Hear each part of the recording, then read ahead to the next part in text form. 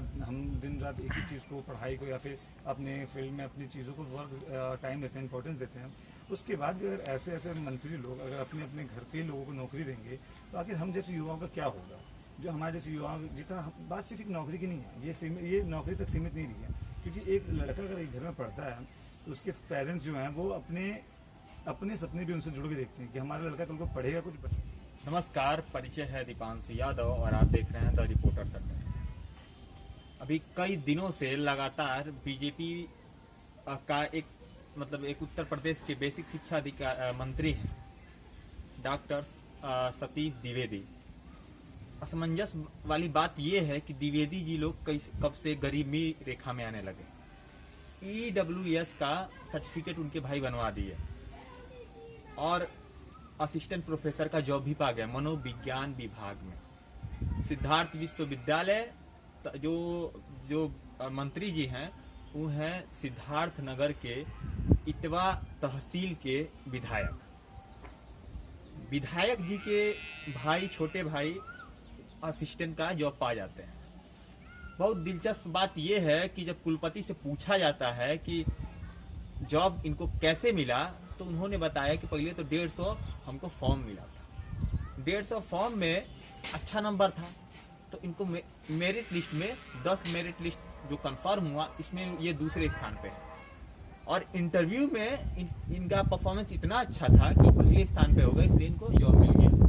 और उन्होंने साफ साफ ये आरोप लगाया है कि EWS फॉर्म हम नहीं बनाते हैं। लेकिन हमारा एक सवाल तुमसे ये भी होगा कि फॉर्म नहीं बनाते हैं लेकिन चेक करने का अधिकारी आपको, जांचना आपको है क्या है कि पद आपके पास खड़े हैं। गरीबों का हक मार रहे हैं ये लोग, साफ साफ आपको भी दिख रहा है, हमको भी दिख रहा है। हमारे साथ एक युवा नेता है, छात्र CYSS के है, जिला महासचिव हैं देवरिया से। बात करते हैं कि क्या सोचते हैं। नमस्कार सर। नमस्कार, जय हिंद। हाँ, जय हिंद। क्या लगता है कि ये इतना बड़ा मामले सामने आया है? ये तो एक आध मामला ही है, बहुत से मामले हैं जो दब जाते हैं। क्या लगता है कि ऐसे मामले बहुत से हैं? अब लग रहा है कि बढ़ रहा है। ऐसे मामले एक नहीं हजारों गिनती में हैं। इतने भी हैं कि अब हम और आप जैसे लोग गिन भी नहीं पाएंगे। ये आज तो ये बहुत बड़े पैमाने पे है कि नज़र में आ गया। ऐसे कितनी चीज़ें हैं जो पैसे दे के और बहुत अलग अलग तरीक़ों से अलग अलग जगहों पे होती हैं। ये हमारे देश की सबसे बड़ी दुर्दशा, ये मान लीजिए दुर्भाग्य कह लीजिए कि हमारे देश में जहाँ नौजवान युवा पीढ़ी अपने पैरों पे खड़े होने की इतनी मेहनत करती है, जहाँ पे इतनी जद्दोजहद होती है कि अपने लाइफ में कुछ करके हम बने। हमारे पेरेंट्स के भी सपने होते हैं कि हमारे बच्चा पढ़ रहा है तो कल को कुछ अच्छा करेगा। दिन रात एक ही चीज़ को, पढ़ाई को या फिर अपने फील्ड में अपनी चीज़ों को बहुत टाइम देते हैं, इंपॉर्टेंस देते हैं। उसके बाद भी अगर ऐसे ऐसे मंत्री लोग अगर अपने अपने घर के लोगों को नौकरी देंगे तो आखिर हम जैसे युवाओं का क्या होगा? जो हमारे जैसे युवाओं जितना बात सिर्फ एक नौकरी की नहीं है, ये नौकरी तक सीमित नहीं रही है, क्योंकि एक लड़का अगर एक घर में पढ़ता है तो उसके पेरेंट्स जो हैं वो अपने सपने भी उनसे जुड़ के देखते हैं कि हमारा लड़का कल को पढ़ेगा कुछ बनेगा तो हमारे सपने भी साकार होंगे। हम भी मतलब समाज में हम भी एक जगह पाएंगे, जिस समाज में हम इज्जत पाएंगे। तो अगर ये लोग ऐसे ही करेंगे, अपने लोगों को अगर ये चीज़ें बांट देंगे तो आखिर हम जैसे जो युवा जो मेहनत कर रहे हैं दिन रात, जो अपने परिवार के लिए, अपने लिए और अपने देश के लिए कुछ करना चाहते हैं, उन लोगों का क्या ही होगा।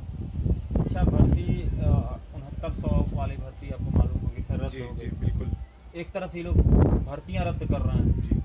जो स्टूडेंट है इतना मेहनत से तो पैसा बचाता है माँ बाप से, उसके पास क्योंकि अर्निंग के लिए कोई सोर्स है नहीं। और ये खासकर ये जो लोग हैं ये ग्रामीण के ही होते हैं जो आर्मी उर्मी वो देखते हैं। और ये बार बार एक भी हमको नहीं लग रहा कि अच्छी कोई भर्ती आई होगी जो पूरा संपूर्ण रूप से उसको किया गया होगा। इतने वादे किए थे, कुछ हुआ नहीं। कोविड के समय क्या लग रहा है कि उत्तर प्रदेश की हालत में सुधार हुआ है? जी, अब हम इसके बारे में क्या ही कहें। हम तो अभी बहुत निचले स्तर पे हैं। अभी आपने इलाहाबाद हाई कोर्ट का एक फैसला देखा होगा। फैसला क्या कहते हैं, स्टेटमेंट सुना होगा, पढ़ाई होगा, न्यूज़ में आया था कि साफ साफ उन्होंने योगी जी से बोला कि आपके उत्तर प्रदेश की जो स्वास्थ्य व्यवस्था है वो बहुत ठप है। मतलब आप कोविड का एग्जाम्पल ले रहे हो, आप अभी कहीं भी आप देख लीजिए प्रशासन हर जगह है, मगर आप अगर चुनाव रैली की बात कर लीजिए या फिर और भी कोई प्रशासनिक काम हो गया, उसके लिए अगर कोई काम आ जाए तो 1 मिनट खोलते हैं, उससे रिलेटेड में आपको कोई अड़चन बाधा नहीं आएगी। बट अगर वही काम कोई गरीब अपना ठेला लेके अगर वो अपनी रोजगार करने की कोशिश कर रहा हो और अगर वो अपने पेट पालने के लिए, अपने परिवार के लिए 2 पैसे कमाने के लिए, तो उसको आप रोकना, उसकी हर एक चीज़ को टोकना, उस पर पाबंदी लगाना, ये चीज़ बहुत बढ़िया से की जा रही है। और इसमें अब लगातार देखिए, इलाहाबाद वाला आपने मामला बताया, पिछले जब लॉकडाउन नहीं लगा था उत्तर प्रदेश में, बार बार कोर्ट बोल रहा था कि लॉकडाउन लगा दीजिए, लगा दीजिए, लगा दीजिए, बार बार बोल रहे थे कि नहीं लगाएंगे, नहीं लगाएंगे। अब महीने दिन का, धीरे हफ्ते दिन का लॉकडाउन बढ़ाते चले जा रहा है। एक महीने तो ये लॉकडाउन, गरीबों का हाल, बेरोजगारी भत्ता पता नहीं आया, लेकिन फॉर्म भरा जा रहा है। क्या लगता है कि पिछली बार आया था, आपको लग रहा है? जी पिछली बार का तो नहीं पता, बट जिस जो सिचुएशन है, जो आजकल हमारे देश की सिचुएशन है, मुझे तो लगता नहीं है कि आएगा। क्योंकि आप देखिए ना, आप सबसे बढ़िया एग्जांपल ये है कि अभी कोरोना काल चल रहा है, कोरोना पीरियड चल रहा है, और जिस हिसाब से गरीबों की दुर्दशा है, मतलब खाने के लिए वो लोग परेशान हैं। हाँ, अभी कानपुर में एक न्यूज़ आपने देखा होगा कि एक युवा रोड पे चलता हुआ, उसने दूध पिया भूख से। तो अगर इनको यही करना होता तो ये डायरेक्ट भी तो कर सकते थे। ये हमेशा जुमले बोल के और सपना दिखा के, रास्ता दिखा के निकल जाते हैं साइड से। तो हमको तो बिल्कुल ही नहीं लगता कि आएगा। अगर आएगा तो बताइएगा हमको। पोस्टर, बार बार पोस्टर पे बात होती है। अभी फिर से आम आदमी पार्टी के उत्तर प्रदेश ने पोस्टर निकाला है। जो मंत्री जी अपने भाई को नौकरी क्यों दिया सकता। पिछला पोस्टर था, मोदी जी आपने वैक्सीन क्यों विदेश भेज दिया। उसके बाद मतलब लोकतंत्र है कि नहीं, कि बार बार अगर हम पोस्टर, हम आपके खिलाफ है, हम आपके सामने कुछ यहाँ पे लिख देते हैं तो आप हमको जेल भेज देते हैं। लोकतंत्र है कि नहीं भारत में, बताइए। अगर ये आप जब पोस्टर की, जब हम लोग का पोस्टर बना था और हमने जब ये क्वेश्चंस पूछे थे गवर्नमेंट से, सेंट्रल गवर्नमेंट से जो पूछा था, उसके बाद जो एक्शन उनका लिया गया, गिरफ्तारी हुई या फिर जो भी, इन सब चीज़ों में आपको देख के लगता है, या हमको क्या, किसी को भी देख के लगेगा कि ये लोकतंत्र है। हम इस लोकतंत्र में हम और आप आवाज़ नहीं उठा सकते हैं। इस लोकतंत्र में हम किसी भी अफसर से क्वेश्चंस नहीं पूछ सकते हैं। क्या ही करेंगे। आप लोकतंत्र की बात कर रहे हैं। लोकतंत्र तो ये नहीं है कि हम किसी भी चीज़ के बारे में अगर सामने से खड़ा होकर पूछ दें तो उसका प्रॉपर से जवाब नहीं मिलता। सिस्टमेटिक चीज़ें तो खत्म ही हो गई हमारे, और मतलब किसी के बीच में कोई एक संबंध नहीं है। मोदी जी आते हैं टीवी पे तो बोलते हैं, मतलब भावुक हो गए। अभी पिछले बजे आए थे, वीडियो का चल रहा था ट्रेंडिंग में, मन की बात। हाँ, मन की बात, वो तो हमेशा मन की बात होती रहती है, कोई दिक्कत नहीं। भावुक हो गए थे।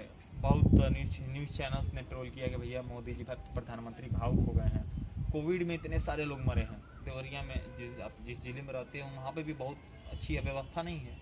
व्यवस्था बहुत ख़राब है। अस्पताल से लेके हर जगह की व्यवस्था इतनी ख़राब है। उसके बावजूद भी अब कल यहाँ पे योगी जी आ रहे हैं, ऑक्सीजन नहीं मिल रहा है। क्या आप जानकारी है आपको कि यहाँ पे, आपको क्या लगता है कि यहाँ पे क्या दिक्कत है? देखिए, दिक्कत तो सबसे बड़ी चीज़ है कि दिक्कत तो हर जगह है। इस कोरोना के पीरियड में दिक्कत हर जगह है। सबसे ज़्यादा दिक्कत है कि ट्रीटमेंट्स की, बेड नहीं प्रॉपर तरीके से हैं, ऑक्सीजन वेंटिलेटर्स की बहुत कमी है, और तो और ना प्रॉपर टाइम से निरीक्षण हो रहा है, कुछ भी नहीं।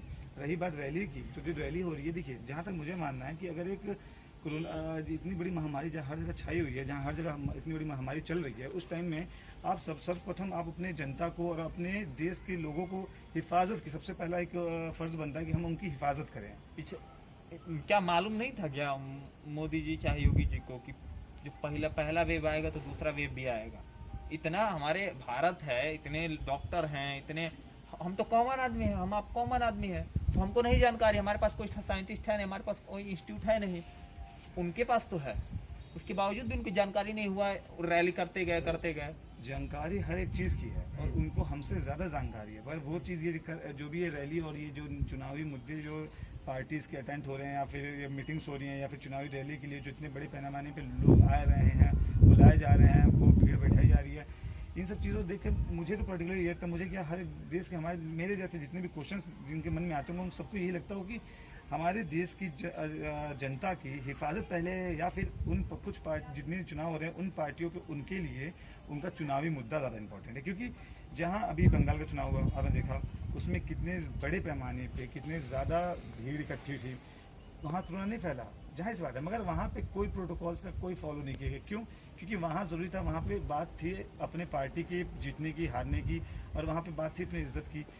लोग कोरोना से मरते हैं, फिर जैसे ही मरते हैं, दंगे फैसले मरते हैं, ये चीज़ बाद में आती है, देख के तो यही लगता है। आपको कहने कोविड, अब कोरोना की वजह से इतने लोग मर गए कि जो हमने अमेरिका में पिछले साल स्थिति देखी थी कि वहाँ पे जलाने के लिए लाशें नहीं थी, जगह कम पड़ गई थी, दफनाने के लिए पड़ गई थी। भारत में भी यही स्थिति उत्पन्न हो गई, गंगा के किनारे लाशों का ढेर लग गया। और ये लोग मतलब बार बार जुमला देता है कि हम जो कोविड का इलाज चलाएगा उसको इतने रुपए मिल जाएंगे, प्राइवेट में आप जाएंगे तो वहाँ पे कोविड के मरीज भर्ती कर लिया जाएगा। लगता है भर्ती हुए हैं कहीं? भर्ती तो जितने जो देखिए डॉक्टर इस टाइम तो सबसे बड़े जो अपना एक अभिनय निभा रहे हैं वो डॉक्टर्स हैं। डॉक्टर्स जहाँ तक हो सके वो अपना कर रहे हैं। रही बात ये जो जगह की और ये लाशों की या फिर जो भी लोग ये अंतिम संस्कार की, देखिए मैं जानता हूँ, मेरा मानना ये है कि एक अच्छे स्टेट के डेवलपमेंट की पहचान होती है एक लीडर से। ठीक है, एक लीडर अगर बहुत अच्छा है और उसकी मतलब एक अच्छा रिप्रेजेंट कर रहा है तो उसकी सिस्टमेटिक जो चीज़ें जो सिस्टम होता है ना वो एक बहुत अच्छे प्रॉपर वे में चलेगा। जब सिस्टम ही ऐसा इनएक्टिव है, आपने इस कोरोना काल में कितनी बार देखा होगा कि कितने लोगों ने आके अपने आप को सहानुभूति या फिर अपने देश के लिए जनता साथ कितने लोग खड़े, मुझे लगता है कि कोई दिखाई नहीं। और रही बात ये लाशों की, तो देखिए एक जब सिस्टम ही नहीं है तो हर एक चीज़ का होने का पैटर्न ही बिगड़ गया।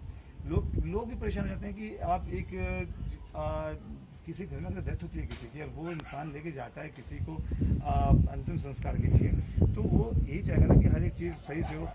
ठान ली, लकड़ियों में ठान ली, जगह के लिए ठान ली, हम लोग आसपास के लोगों की मतलब ऐसे है ना कि वहाँ की खुद की आसपास की जगह इतनी ज़्यादा कंजस्टेड है कि वहाँ के लोग जिनको नहीं बीमारी उनको भी बीमारी हो जाएगी।